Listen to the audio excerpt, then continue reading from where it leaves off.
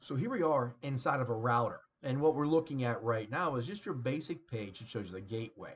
It's going to show you some different stuff like your Wi-Fi configuration, the SSID, which is your service set identifier, which is a big fancy way of saying basically your network name. You can see in this network it has two, a 2.4 gigahertz and a 5 gigahertz.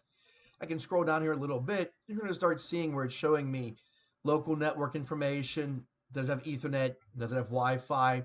Even over here, a very brief description of some connected devices. But say I want to go further. What do I want to identify inside of here? I can go through and click on where it says connected devices.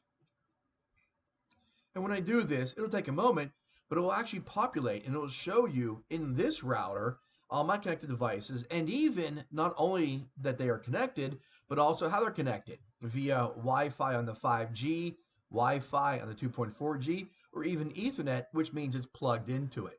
And once we do that, we can even go through and see a little bit more detail, like for instance, what is the internal IP address and even the MAC address of those devices.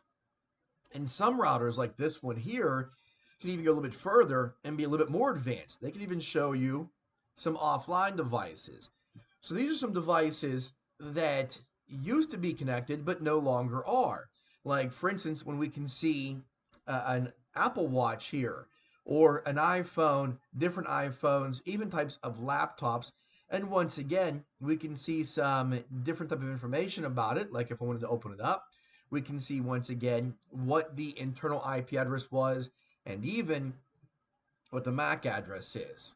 So what we're going to do is in this upcoming training, we're going to explore what all this stuff means, how we get into these routers, and even how I can use some information, like for instance, this MAC address to identify if that truly is an iPhone, and also can we use that MAC address to identify who owns that iPhone.